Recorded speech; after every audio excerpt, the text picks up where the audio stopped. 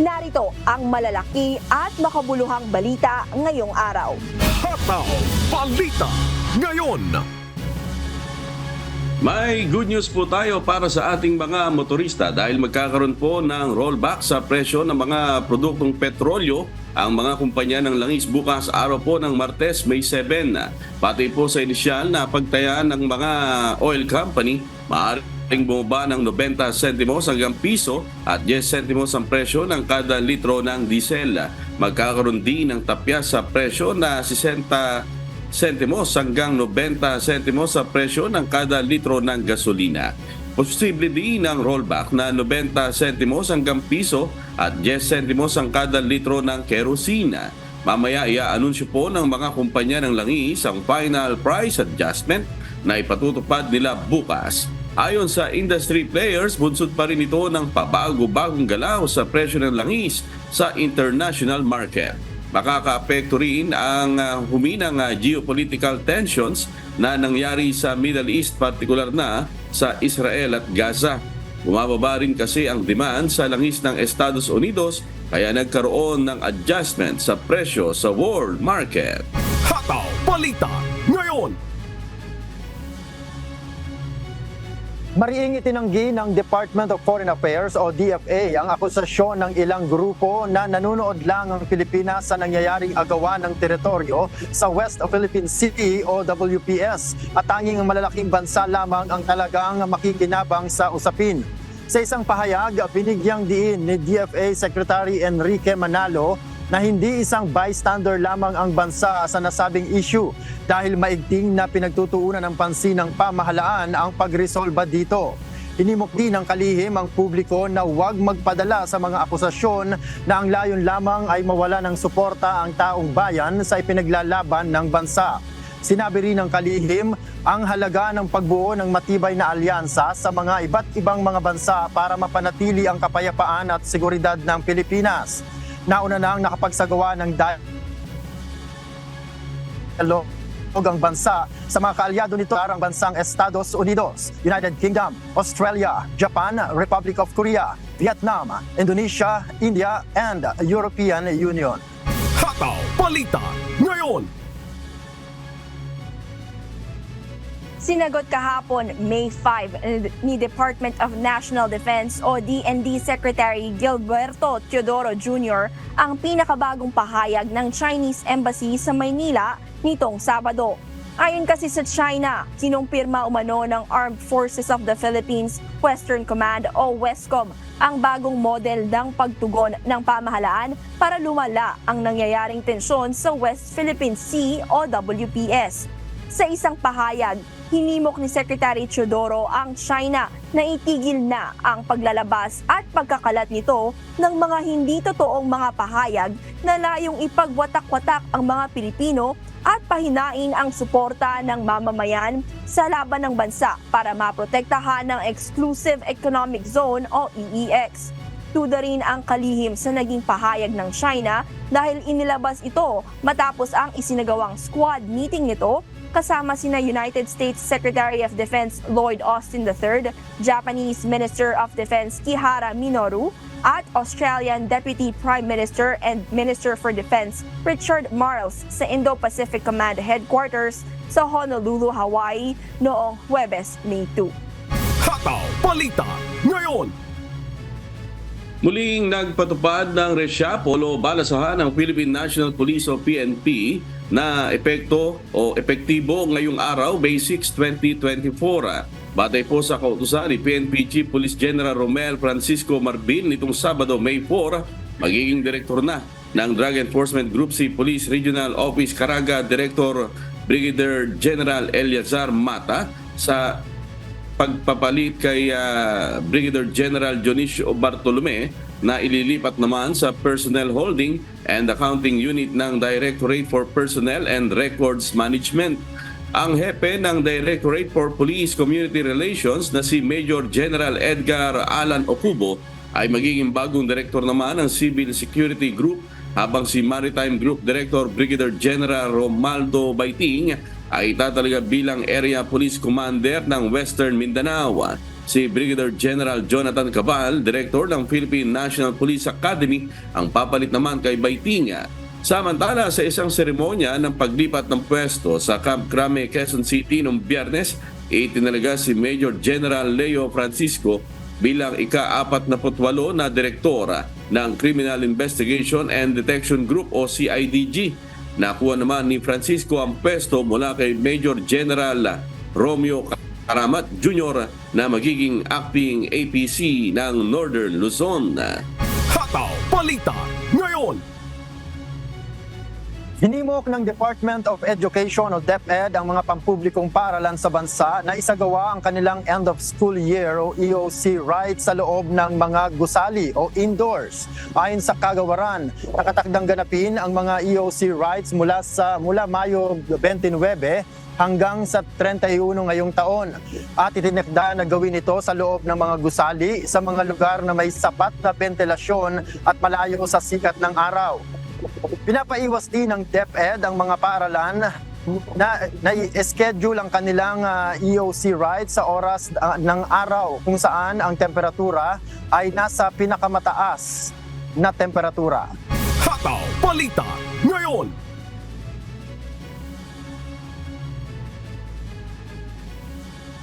Sa gitna ng patuloy na pagtaas ng mga online scam, itinatag ng Land Transportation Office o LTO ang aksyon on the spot na tutugon sa mga reklamo, kabilang ang mga phishing scam na umaabuso sa mga biktima gamit ang peking mga traffic violations.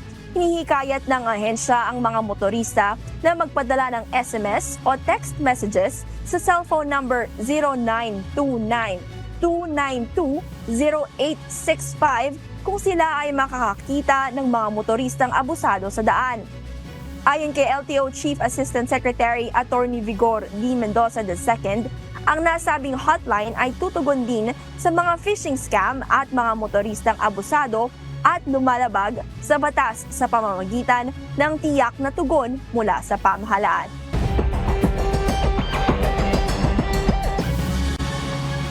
Dalawang pasahero ang nasawi habang 18 iba pa ang sugatan matapos maaksidente ang isang van for hire sa Cebu-Cordoba Link Expressway sa Barangay Pilipog, Cordoba, Cebu bandang alas 2:30 ng hapon nitong Sabado, May 4. Ayon sa Lapu-Lapu Disaster Risk Reduction Management na responde sa aksidente, galing ang van sa Cordoba at papunta na sana sa Cebu City. Pero pumutok ang kanang gulong sa likuran nito kaya sumemplang ang sasakyan at ilang beses na umikot-ikot.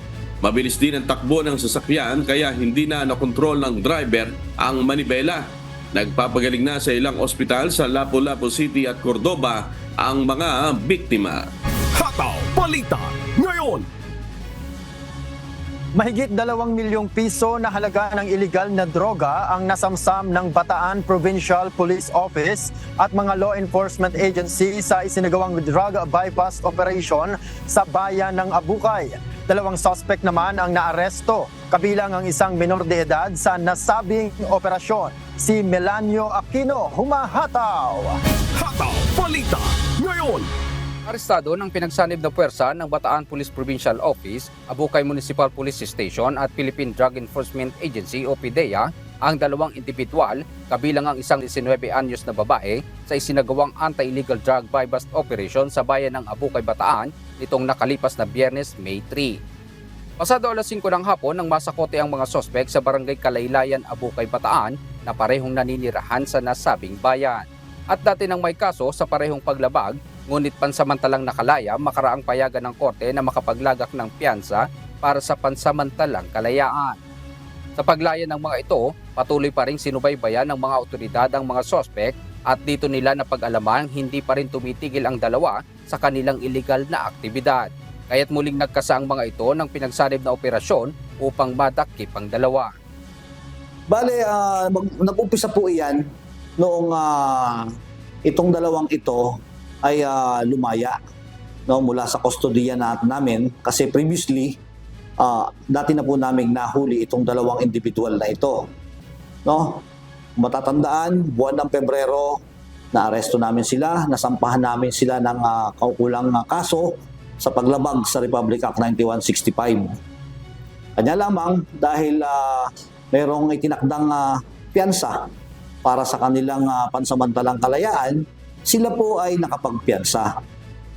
So buhat nung sila po ay lumaya sa kustodiya natin, hindi po kami tumigil. Minonitor po namin yung kanilang mga galaw.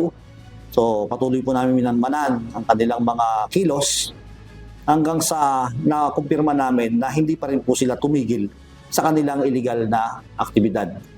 Hanggang sa maikasa nga po namin itong matagumpay na anti-illegal drug bypass operation. Nakuha sa mga sospek ang ipinagbabawal na droga na may timbang na mahigit sa 300 gramo at tinatayang may street value na mahigit sa 2 milyong piso.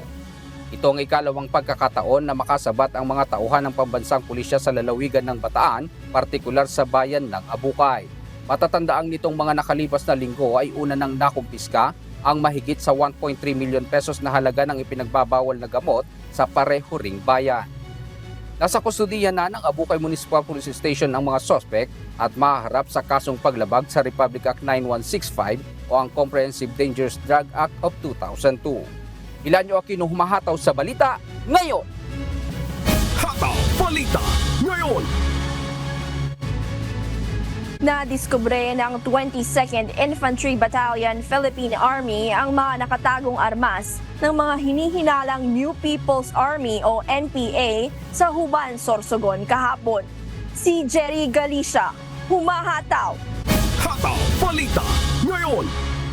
Nakatanggap ng impormasyon mula sa isang concerned citizen ang pwersa ng 22nd Infantry Battalion Philippine Army na may mga armas na nakatago sa Barangay Maalo, Huban, Sorsogon. Agad na nagsagawa ng operasyon ang militar sa iniulat na pagkakadiskubre ng mataas na kalibre ng baril, 4 na M16 rifle at iba't ibang spare parts ng armas. Nakuha ang mga armas sa tulong na rin ng mga nagmamalasakit na mga residente sa barangay na nagnanais ng katahimikan sa kanilang lugar at malayo sa perwisyong dulot ng insurhensyang dala ng New People's Army o NPA. Samantala, pinuri naman ng pamunuan ng 9th Infantry Division ng Philippine Army ang maagap na aksyon ng 22nd IB sa positibong resulta ng operasyon. Hinikayat din ng pamunuan ng 9th ID ang mga natitira pang miyembro ng armadong grupo sa rehiyon na talikuran na ang armadong pakikibaka at samantalahin ang programa ng pamahalaan para sa kanilang pagbabagong buhay.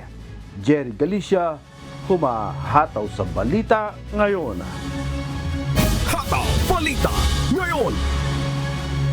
Nasunog ang tinatayang nasa 200 sasakyan sa Zone 1, Barangay Tiguma, Pagadian City, pasado alas 2 ng hapon nitong Biyernes, May 3. Mabilis na kumalat ang apoy dahil sa init ng panahon at sa mga tuyong damo sa lugar.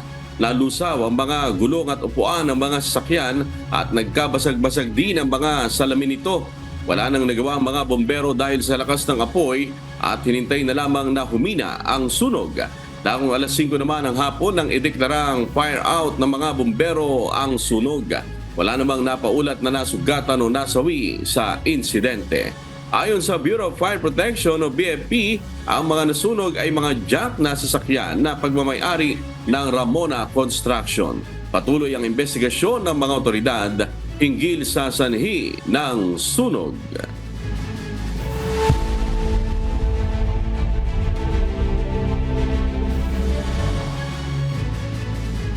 Nakipagpulong na sa opisyal ng Hamas ang mga mediators mula sa Qatar, Egypt at United States upang isulong ang usaping pangkapayapaan at mapakawala ng mga hostage. Hamas officials hindi sumasang-ayon sa ceasefire na hindi nagtatapos sa digmaan.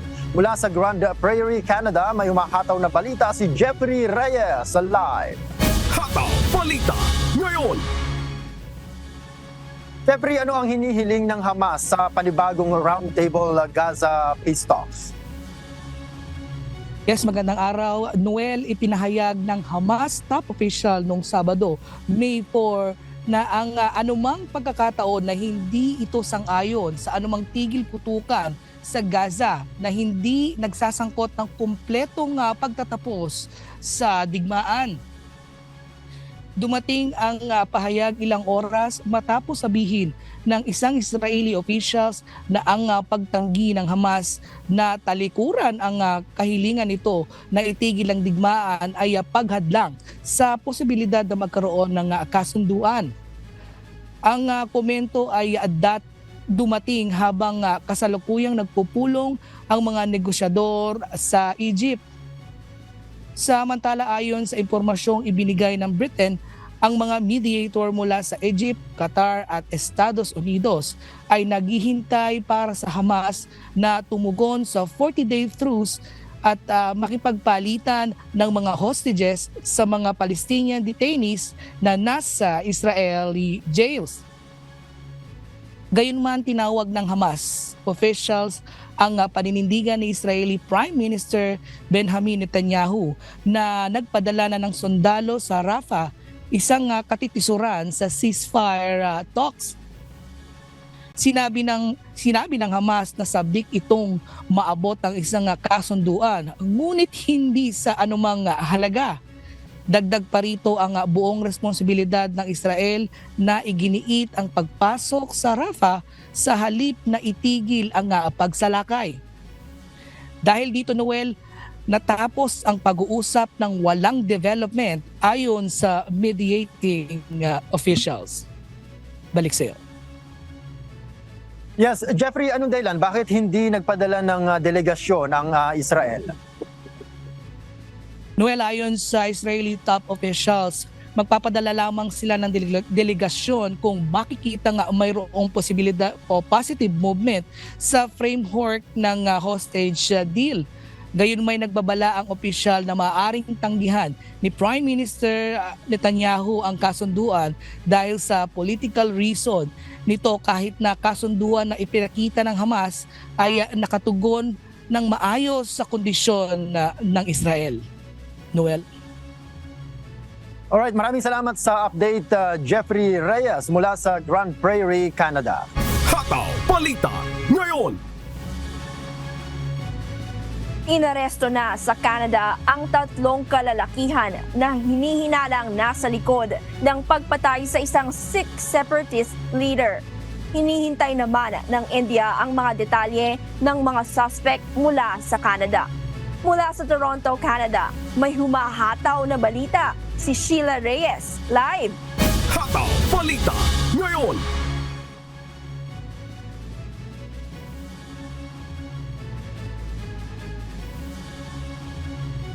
Yes, good morning, Sheila. Sino itong mga suspect at may inisyal ba na detalye na inilabas ang gobyerno?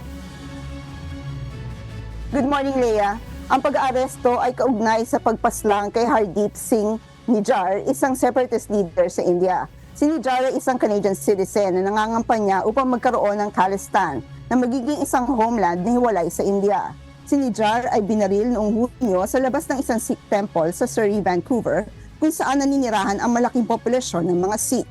Naghihintay pa ang India sa mga detalye ukol sa mga suspects. Subalit ayon sa Canadian Police, 3 kalalakihan na sila Karan Brar, Kamalpreet Singh at Karanpreet Singh, mga Indian nationals, ay inaresto sa Edmonton, Alberta noong Biyernes, May 3. Ayon naman kay Foreign Minister S. Jaishankar, nakita niya ang mga inaresto at sila ay may mga gang background. Ngunit kailangan pa rin hintayin kung ano ang sasabihin ng pulisya.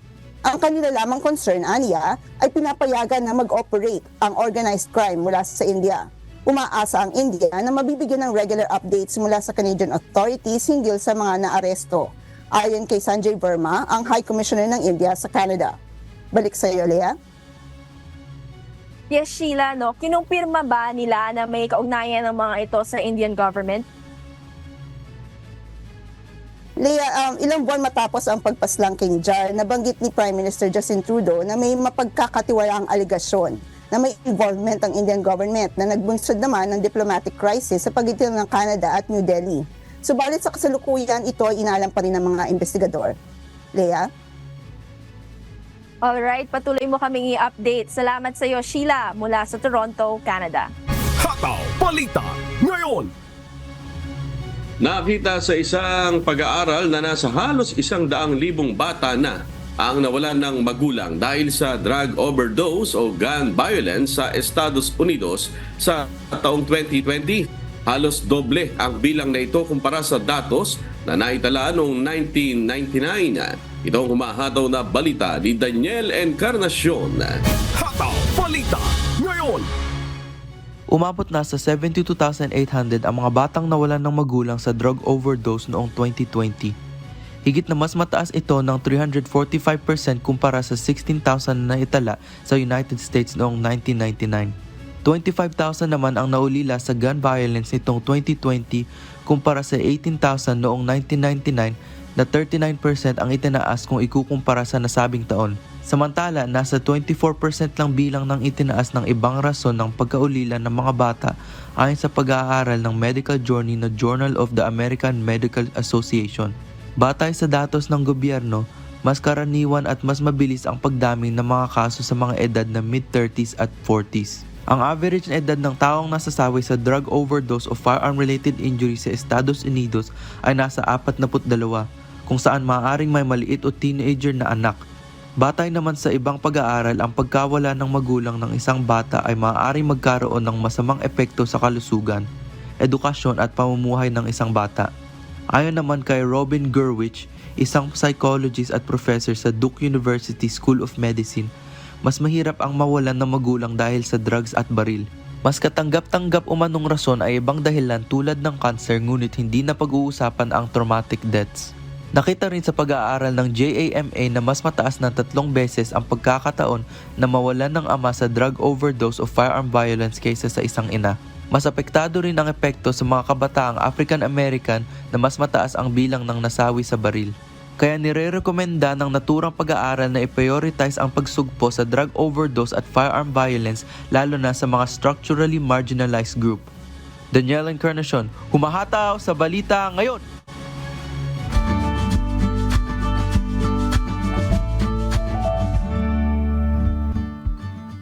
Alamin ang magiging lagay ng panahon sa iba't ibang bahagi ng bansa ngayong araw ng Lunes. Panoorin po natin ang update mula sa Philippine Weather Bureau Pag-asa. Base sa ating latest image mula sa Himawari, inyong makikita, easterlies, ito yung mainit na hangin galing sa dagat Pasipiko ang nakakaapekto sa buong bansa. At yung mapapansin, itong makakapal na ulap sa may bandang south ng Mindanao o sa may south ng Parline. Yan po ay ITCZ or Intertropical Convergence Zone. Kasalukuyan, hindi ito nakakaapekto sa ating bansa. At wala pa rin tayong binabantayan na low pressure area o bagyo sa loob ng Philippine Area of Responsibility at within po sa Dagat Pasipiko. Ang araw sisikat mamaya pong 5:31 ng umaga. Ang araw lubog naman sa ganap na 6:14 ng hapon. At napanood po natin ang update mula kay Pag-asa Weather Specialist Alzar Aurelio. Tandaan, sa bawat araw na ating nasisilayan, tayo magpasalamat sa Diyos na may lalang.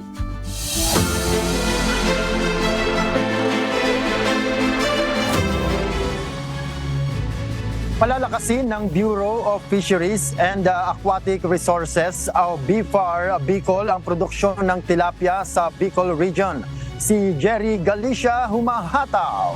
Hataw Balita ngayon. Nagsimula ng mamahagi ng Technology Demonstration Project Packages ang Bureau of Fisheries and Aquatic Resources o BFAR Bicol sa 4 na local government units sa rehiyon. Ang mga munisipalidad na nakatanggap na ng demo package ay ang Ligao City, Tabaco City at Malinaw sa lalawigan ng Albay at ang Sorsogon City. Nagkakahalaga ng 128,650 pesos ang demonstration packages. Kasama dyan ang 10,000 na piraso ng tilapia fingerlings at iba pang materyales gaya ng crates, weighing scale, banyera at plastic crates. Tiniyak ng ahensya na ang comprehensive packages na pinagkaloob ay mapakikinabangan ng mga mangingisda bilang initial resources na kailangan sa mabisang pangangalaga at pag-aani ng tilapia. Ayon pa sa BFAR, 20 demo projects ng tilapia culture sa mga lawa ang itatatag pa sa rehiyon na bahagi ng ahensya sa planong pagpalakas sa produksyon ng pangisdaan at itaguyod ang tilapia bilang key commodity sa pagpapayabong ng culture sa mga lawa. Layunin ng proyekto ng BIFA na makalikha ng karagdagang pangkabuhayan sa mga lokal na komunidad at makapagbigay ng pag-unlad ng ekonomiya at food security. Jerry Galicia, humahataw sa balita ngayon. Hataw Balita Ngayon. Patok ngayon sa probinsyang Guimaras ang Eat All You Can Mango sa pagdiriwang ng 2024 Manggahan Festival. Sa halagang 100 pesos na registration fee, unlimited ang pagkain ng mangga sa loob ng 30 minuto. Ngayong taon, 20 toneladang mangga ang inihanda ng Guimaras Provincial Government para sa mga mango lover at bisita.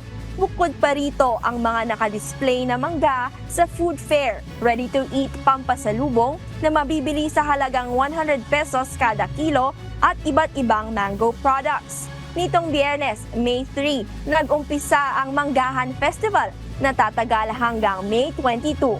Ang Guimaras ay pinaguriang Mango Capital of the Philippines dahil sa world-class nitong mangga na talagang ubod ng tamis at sarap.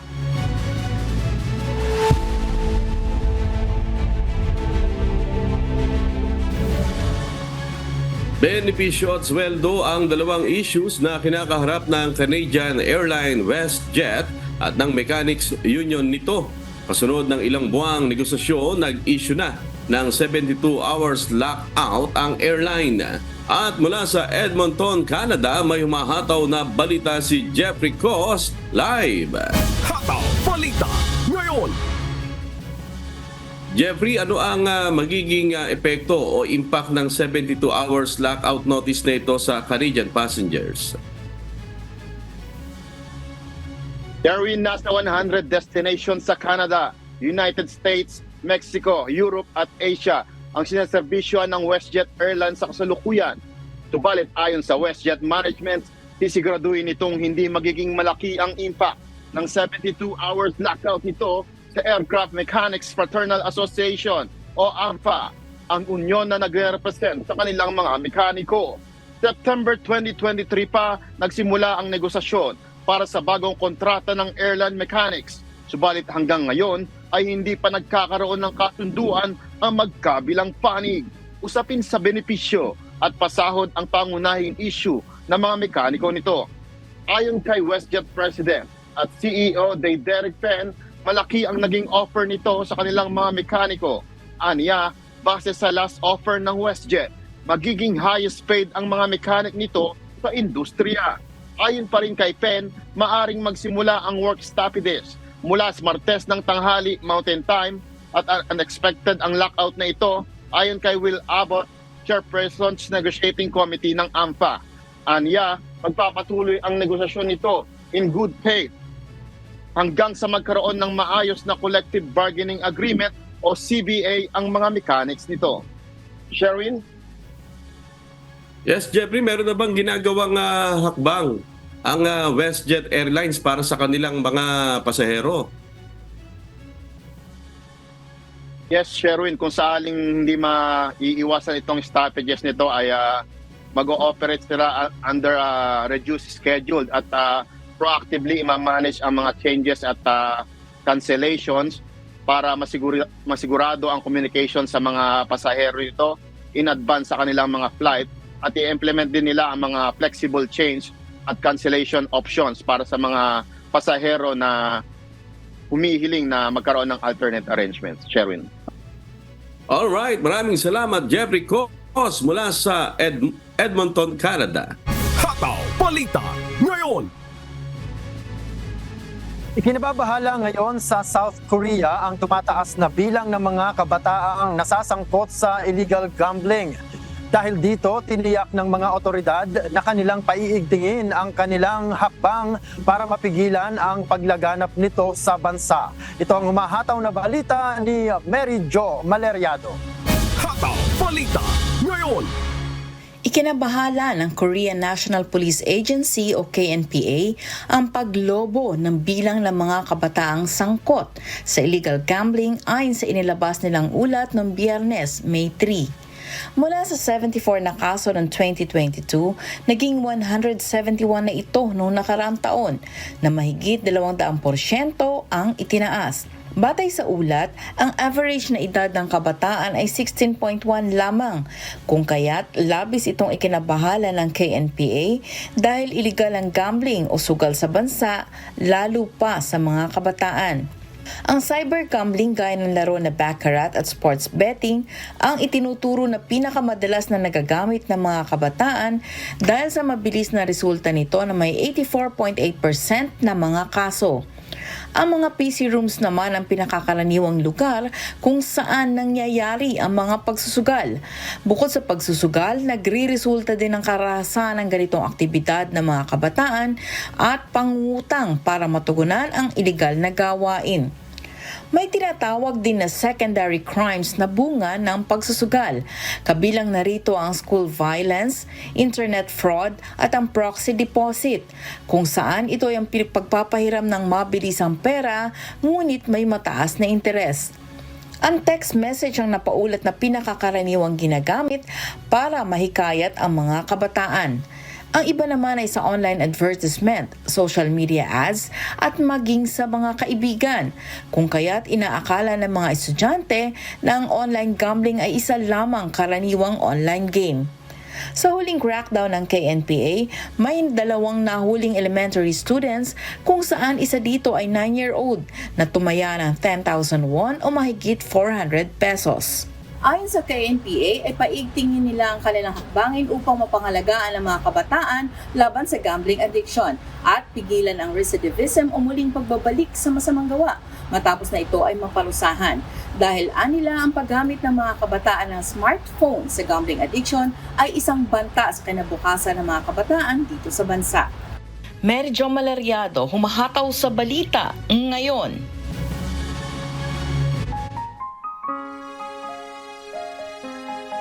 At sa aming ibabahaging mga salita ng Diyos na ating sandigan mula sa Kawikaan Kapitulo 8, Talatang 8. Lahat ng mga salita ng aking bibig ay sa katuwiran, walang bagay na liko o suwail sa kanila.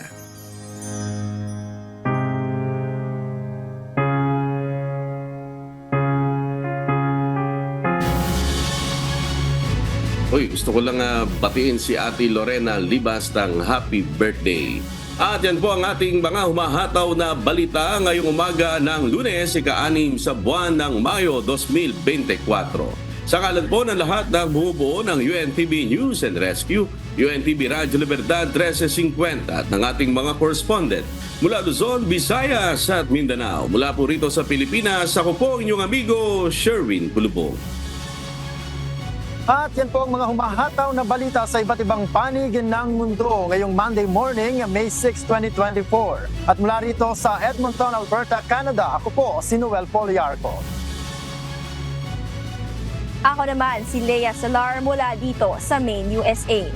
At dito sa UNTV at UNTV Radyo La Verdad 1350, Diyos ang aming sandigan, serbisyo publiko ang aming pinahahalagahan.